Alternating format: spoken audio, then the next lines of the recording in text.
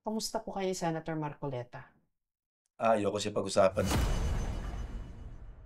Sabi niyo ho, the other day ay maraming mga senador o nagkaroon po ng insertion sa 2025 Yeah. budget. Tama ho ba yung lumalabas na Hindi pangalan? ko Kung kayo po, nagawa nyo na hindi tumanggap ng pork barrel, bakit ho yung ibang senador at ibang congressmen hindi nila kaya? Kasi ang argument po ngayon, dapat kasi mga legislator gumagawa lang ng batas, hindi nakikialam sa mga proyekto na dapat ipatupad ng executive branch. tama Bakit, yun. bakit nga ho ba? Bakit hindi ho pwedeng masunod yung template ninyo as a legislator? Hindi ko alam sa kanila. Si Senator Escudero, mukhang kinonek niya ho itong insertions sa impeachment ni Vice President Sara Duterte. Yung mga pinapirma raw po ng impeachment, yun yung mga nabigyan ng malalaking pondo. Ang sabi po ni dating Justice Carpio, it would not have been possible that the president did not know of the insertions kasi out of the 400 billion ho ba, may mga vinito siya. So, dapat daw vinito na lang niya lahat. Ano ho reaction niyo doon? Pati ho yung mga politiko na kakulyud nila, ano ho yun? Nawalan sila ng konsensya? Nakalimutan yung konsensya dahil nga sa nalunod sa kanilang kasakiman. Yung picture po ng mga diskaya daw, umikot ho today. Ano Yeah. ba yun? Kasi yung nanay, alam kong kalaban ni Mayor Vico Soto. Ang una ko naisip nakakaya naman kay Tito Sen. Ang nag-post po si Barzaga, ha? Alam mo, may kasabihan kami sa Cavite Pag pumatol ka sa lalo ka na.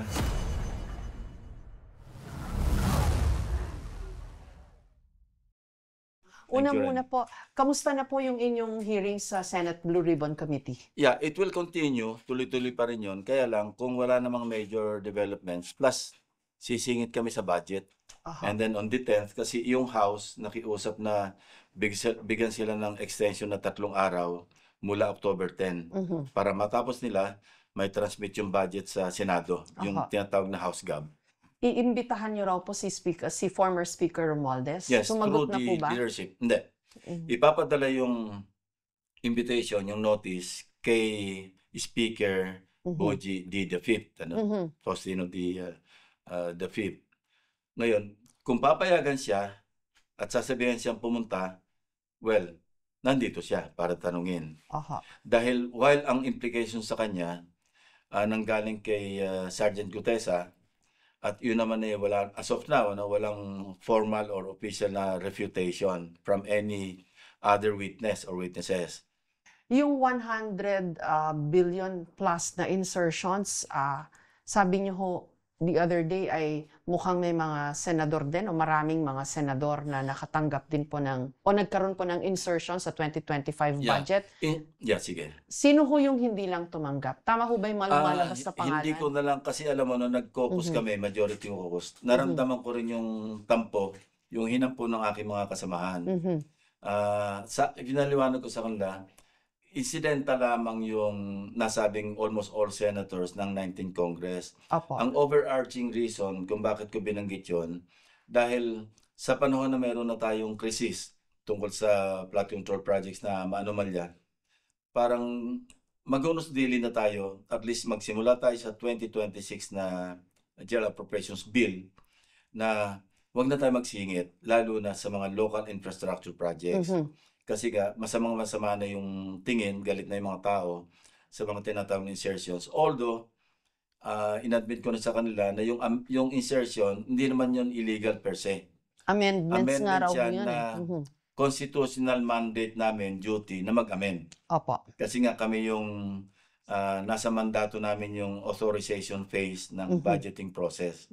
Si Senator Escudero, mukhang kinonek niya ho itong insertions, ghost projects, etc., yung mga kurakot po na mga proyekto sa impeachment ni Vice President Sara Duterte. Pero mukhang connected daw po. Yung mga pinapirma raw po ng impeachment, yun yung mga nabigyan ng malalaking pondo. Ano As far as masasabi the niyo Blue doon? Ribbon, nung hinawakan ko na, walang connection whatsoever. I will deny that, because it is true. ako lagi kong sinasabi, we will go where the evidence leads us, ano. Mhm. And I will not be distracted kung ano yung ingay, yung netizens na lalabas ng kung ano-ano para ma-distract. Mhm. Hindi ako ma-distract. Basta ang usapan namin, at least nung ibang mga kasamahan ko, doon lang tayo kung saan patungong ebidensya, doon lamang tayo. Kayo rin po nagsabi na 67 congressmen ay kontraktor. Ang tanong ho, kailan niyo raw po papangalanan yung 67 Wala na akong yun? pangalan. Alam mo yung 67 na contractors na naging congressmen or yung congressmen contractors, nakuha ko yan sa isang member ng House. Mhm. Noong kasi simula pa lamang ng 19th Congress, 2022, nagkakwentuhan kami, napunta na sa by the way, na tinanong ko, by the way, ilan na ba yung congressman na contractor? Mhm. Sabi niya, ang huling bilang ko, 67. Hindi ko naman pinurso kung sino-sino yon. Mhm. Kasi naging curious lang ako dahil marami na napapabalita na congressman, naging contractor, contractor, naging congressman. Sa akin, red flag na red flag yon. Mhm. Kasi maliwanag na conflict of interest. Opo. But as far as you know, Senator, does it start and end with ko as far as the Congress is No. concerned? Where the evidence leads us, doon kami tutungo. Oho. I don't know kung it will end with the former congressman ko sa ngayon. Kaya sinabi ko rin na hindi ko kailangan ipagpaalam si congressman ko kasi nag-resign na siya. Mhm. So papadala namin siya ng imbitasyon at kung hindi siya mag-heed do sa invitation, and obviously wala siya rito, Mhm. nung susunod doon, siyempre, subpina. At Oho. pag hindi niya inintindi o hindi niya nirespeto yung subpina, ipapakontempt namin siya. Mhm. Kung merong magmo-motion at ma-issue siya ng warrant of arrest. Mhm. Senator Lacson, what does it look like to you? Kasi sa nakalipas po ng mga linggo, napaka-shocking po ng mga lumalabas na mga anomalya to the tune of billions, trillions even, pag pinagsama-sama ho Yeah. yung 3 taon siguro. Palagay niyo po, bakit tayo umabot sa ganitong punto na napakalaking pera pala ho yung nakukurakot sa flood control Yeah. projects? Kasi nga nahirati, kung babalikan natin yung kasaysayan ng budget, parang sumagad na sila sa 2025. Mhm. Namihasa sa 2023, 2024, meaning kaya ko sinasabi sumagad kasi nga pati yung constitutional provision na binibigyan yung education sector ng highest budgetary priority, pati yun na-violate. Mhm. Well, of course, yung detalye nito, nasa Supreme Court, yun din ang sagot sa akin ng aking mga kasamahan during interpellation. Mhm. Kasi tinatanong ko precisely, paano nangyaring naungusan pa ng budget ng DPWH ang budget ng education sector? Katunayan, noong DBCC hearing namin, nandyan yung economic managers. Tinanong ko rin yan. Kasi ang naging explanation or justification ng DBM, medyo sinita ko si Secretary Pangandaman, sabi ko, di ba lumalabas para na kayo naging accessory after the fact? Kasi doon sa President's message noong 2025 na NEP, yung President's budget, maliwanag na enumerate doon kung ano yung nagko-constitute ng education sector. Mhm. DepEd, SUCs, TESDA, at saka higher education, CHED. Ched. Mhm. Pero nung naungusan nga, ginadjustify nila, isinama na yung PMA, PNPA, Development Academy of the Philippines, Mhm. Local Government Academy, para lang ma-justify na mas malaki pa rin yung education sector. Naalala ko nga ho yun. So tinawag ko sa kanila, lumalabas para kayong accessory after the fact because you're trying to justify what's obviously unconstitutional, di ba? Mhm. So Mhm. yun. So hopefully sa 2026 maging wake up call ito, no? Parang nagkaroon ng catharsis, ika nga. Na-correct namin lahat. Mhm. Katunayan, napag-usapan namin sa caucus si Senator Sherwin Gatchalian mismo na siyang chairman ng Finance Committee namin. Ang kanyang attitude, ang unang suggestion niya, mag-great reset tayo Mhm. sa Senate. Meaning, mag-zero tayo. Walang insertion. Mhm. Kung masusunod yon, kung yun ay susuportahan ng karamihan sa aming mga kasamahan, ako, magsuporta ako doon. It's Mhm. about time that we should, make the Senate lead the way. Mhm. Ika nga, to set the example na tamaan naman tayo. pakinggan naman natin yung mensahe ng Pangulo, yung main message niya na talagang tumimo sa atin lahat, sa kaisipan ng ating mga kababayan, mahiya naman kayo. Mhm. Kayo po, alam ko, zero pork barrel Zero. po kayo Zero. ever since. Yeah. Connected ho ba tong pork barrel issue dito po sa insertions, ghost, projects, etc.? Well, obviously, kasi lumalabas na yung mga ebidensya, may mga commission 25%, may 5 to 6%, merong passing through, merong bids and awards, lahat may lagay along the way. And katunayan, nung nag-deliver ako ng una kong privilege speech, di ba? Nilahat ko lahat yung partihan, yung pie, Yes, sharing, opo. wala pang 40%. Sa akin, conservative pa nga yung less than 40%. Lumalabas pag nagkwenta kami minsan, nasa mga 30+% lang. Oho. Yung napupunta sa proyekto. Now, maraming nabuksan dito sa aming pagdinig na yung pala, sa pagbigay pala ng estimate, halimbawa sa isang proyekto, ino-overprice na pala. Meaning, overestimated. Nilalagyan ng allowance na 20%. Kaya naalala ko tuloy yung panawagan ni Congressman Leandro Leviste. Baka pwedeng bawasan na natin ng 20% ang budget ng Department of Public Works and Highways. Ang ganda ng panukala. Kaya lang, kung nandiyan pa rin yung mga matatakaw na hindi masawata yung kanilang pagiging gahaman, ang lalo magsasuffer yung project. Kasi binawasan mo ng 20%, say 100 million, ginawa mo na lang 80 million, which is fine. Pero kung magnanakaw pa rin, mababawasan ngayon yung naiwan ng 40% or 30%, baka 15% na lang maiwan. Lalo magsasuffer yung infrastructure project. Kung kayo po, nagawa nyo na hindi tumanggap ng pork barrel, bakit ho yung ibang senador at ibang congressmen hindi nila kaya? Kasi ang argument po ngayon, dapat kasi mga legislator gumagawa lang ng batas, hindi nakikialam sa mga proyekto na dapat ipatupad ng executive branch. Tama yun. Bakit nga ho ba? Bakit hindi ho pwedeng masunod yung template ninyo as a legislator? Hindi ko alam sa kanila. Sila sigurong dapat tanungin kung sino yung mga kumukuha ng tinatawag na pork barrel, maski na-declare na ang constitutional, na ikuta naman yung batas. yung jurisprudence na naging part of the law of the land na. So ako, ang sinasabi ko lagi, nare-elect naman ako maski wala akong pork barrel. Alam na ng mga tao, yung lumalapit dito yung mga mayors, governors, barangay chairman, sinasabi ko wala akong pork barrel, wala akong maibibigay. Pero nare-elect naman ako bilang senador.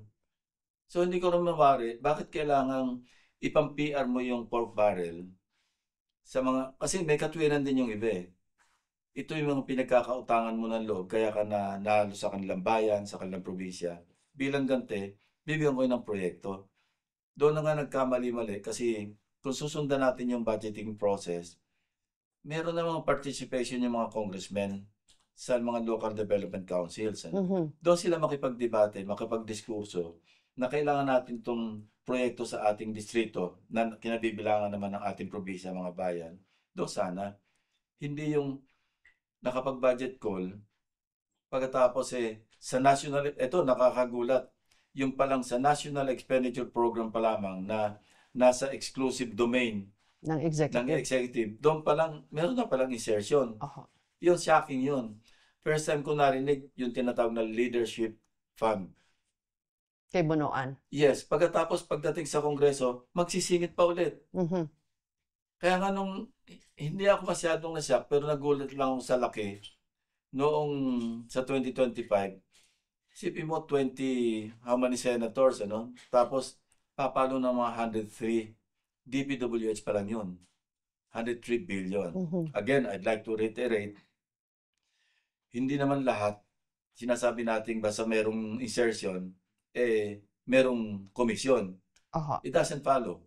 No? Pero, pagbigyan naman natin yung executive branch na gawin yung kanilang mandato ng maging to the full extent yung budget preparation na tinatawag.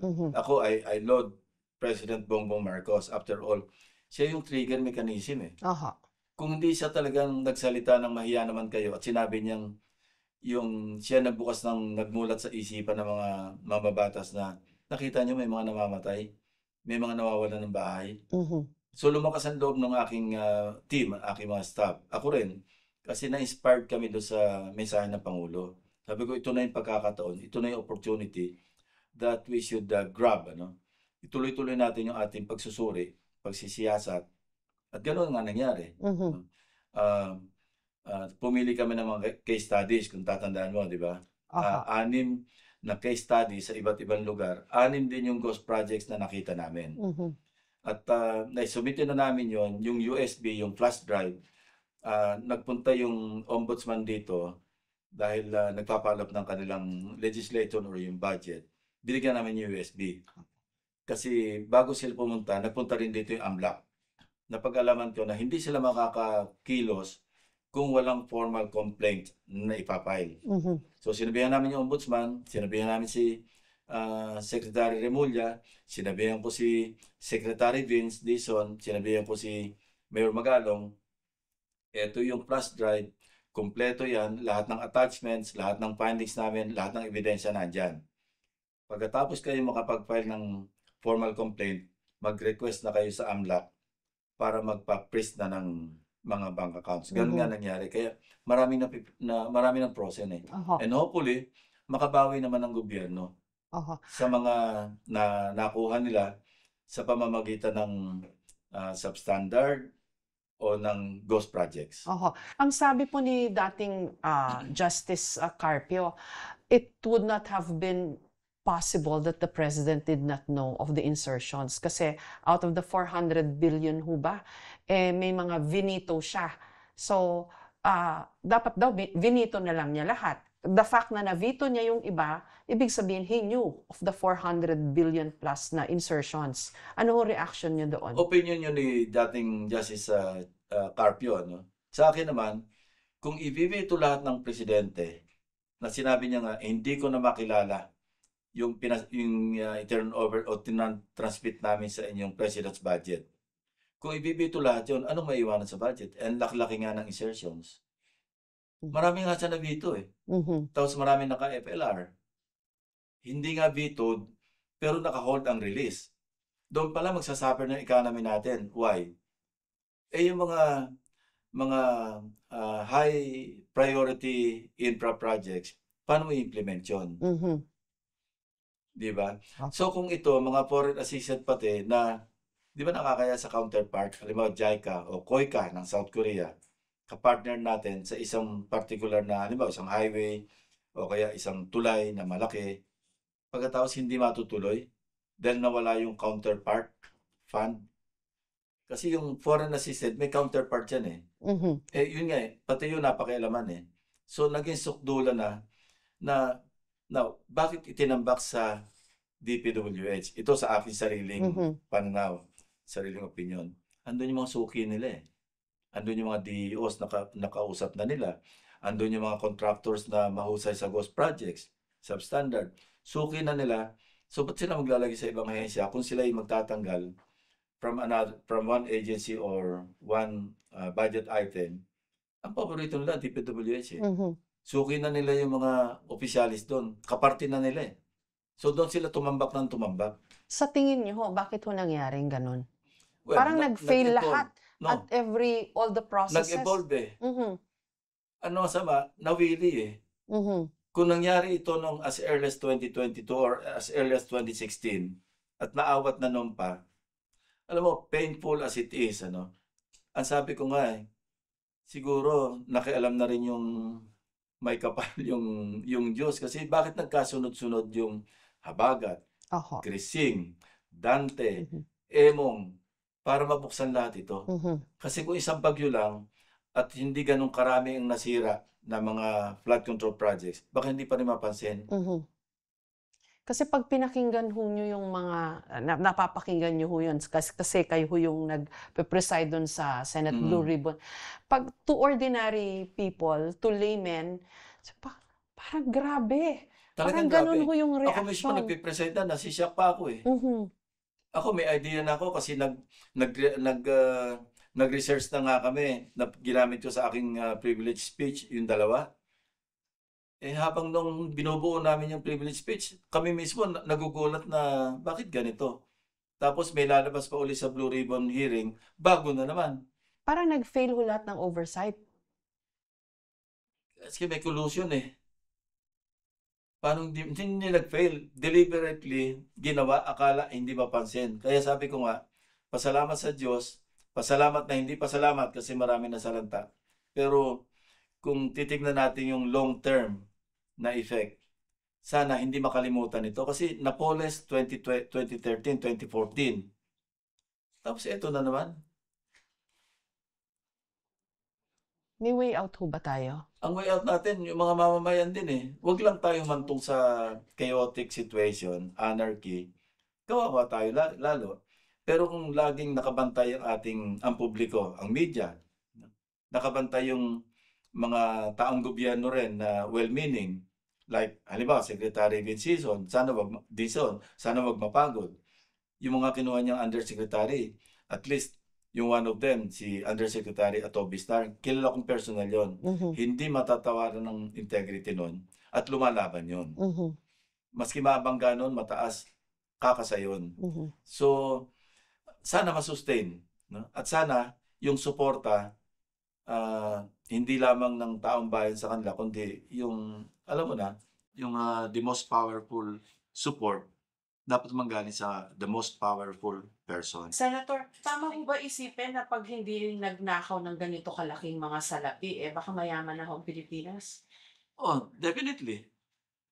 Kasi in terms of investment, kasi ang infrastructure program, infrastructure projects, investment yan eh. Mhm. Para makagalaw yung mga goods and services, di ba?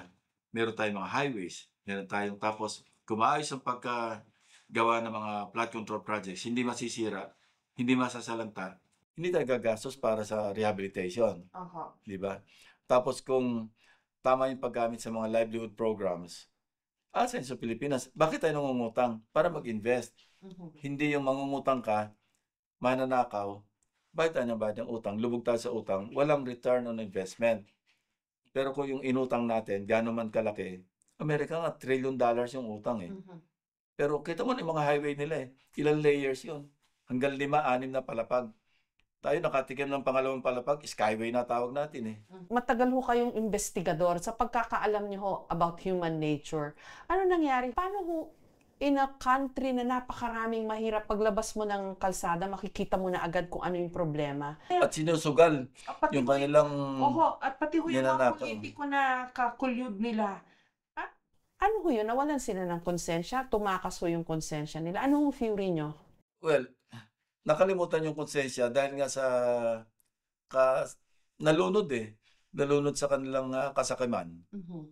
Kaya ito, pagkakataon ito na, alam mo, pag hindi nagkaroon ng logical conclusion ito, after 10 years, baka ito na naman tayo.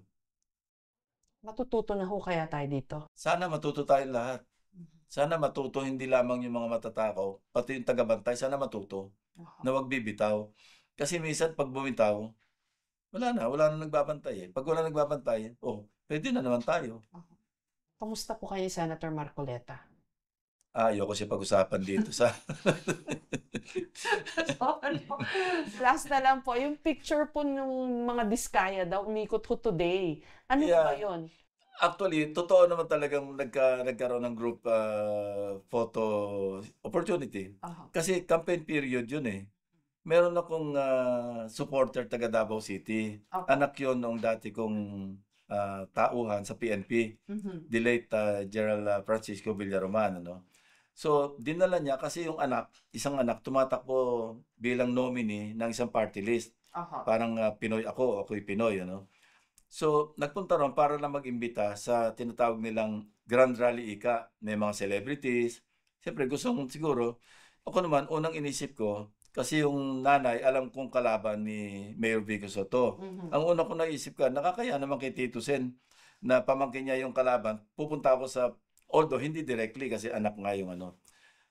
Secondly, marami ako nakausap na party list na dadali nila ako sa kanilang sample ballot. Mhm. Sabi ko, hindi naman wise na political decision or move na mag-a-appear ako sa rally ng isang party list, magagalit sa akin yung ibang party list.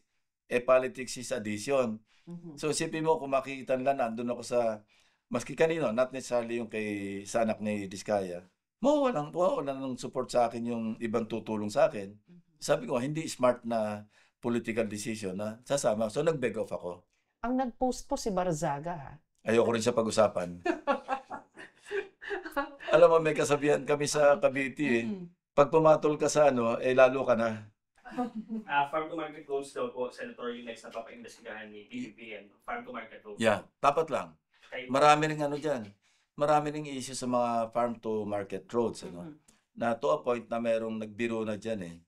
Farm to pocket roads. Ginagawang biro. Pero hindi nakakatawa. Kasi ganun din eh. Ang farm to market, eh ito yung makakatulong sa mga magsasaka kasi farm eh. Sa mga farmers. Pero kung yung farm to market roads papunta sa mga subdivision, papunta sa mga resort, papunta sa mga farm, private farm, eh hindi farm to market, di ba? Kasi pang-pribado. Meron mo bang proyekto ang gobyerno na hindi kinukurakot? Yun ang pinapahanap ko. Challenge ko yung mga media sa Senate. Yung isang buwang pension ko, 190,000 yun eh, bilang, 4-star general, ano? Sabi ko, pakitaan niyo ako na isang perfectly executed na flood control project. Ibibigay kong reward o premyo yung aking 1 month na pension. Pero hindi po pwedeng yung taga-media magtatanong kung kayo mismo maghanap. Bibigay ko sa inyo yung isang buwan. Hanggang ngayon, wala pang bumabalik. Parang lahat ho yata kinukurakot eh. Ibig sabihin, wala pang bumabalik. Eh kayo, magagaling kayo mag-research.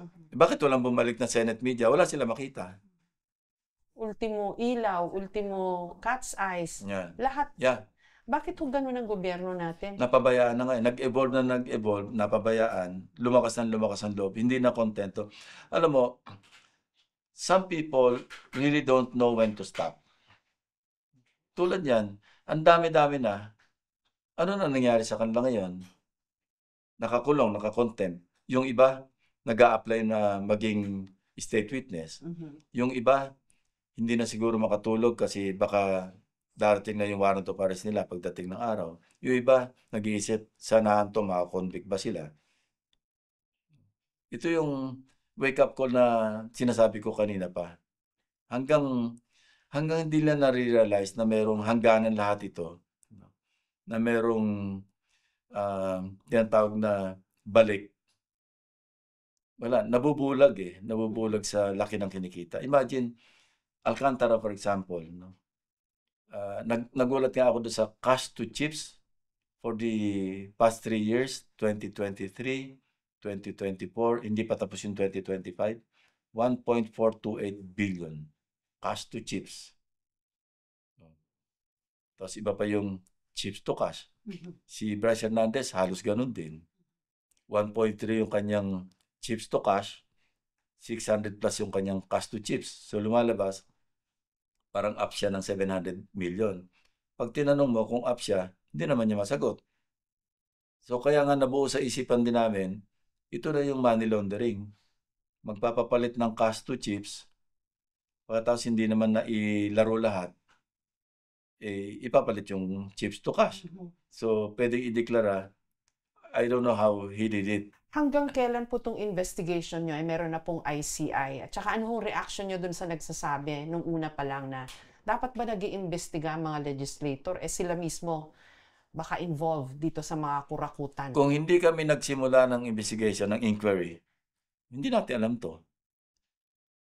So, doon sa mga nagsasabi na dapat hindi nag-imbestiga, baka ayaw nila maimbestigahan. Yun lang siguro ang pwedeng conclusion. Kasi dapat matuwa nga eh. Maski nga medyo may mga grandstanding, may mga kengkoy, maski pa paano, may nahuhugot tayong mga information eh. Na nadadagdagan yung ating kaalaman kung paano kinukurakot yung pera ng ating taxes. Kasi may mga nagre-react ho ngayon online na sinasabi, puro na lang hearing, wala namang nakukulong. Ano masasabi niyo? Well, yun nga ang complexity ng ating system. Kanya-kanya eh. Kami, legislation, executive, sila dapat yung nag-i-initiate ng filing ng charges, tapos pupunta siya judiciary. So it's a very complex situation na mahirap sagutin yung wala nakukulong. Eh wala na sa jurisdiction namin yun eh. Mabuti nga na nabubungkal namin lahat para may pagbabasihan yung papunta sa may makukulong. Opo. Kung wala itong investigasyon, walang pagbabasihan yung papunta sa may makukulong, di ba? Thank Thank you you. po. Thank you very much po. Yeah, salamat. Salamat, Senator. Kung Thank naka- you.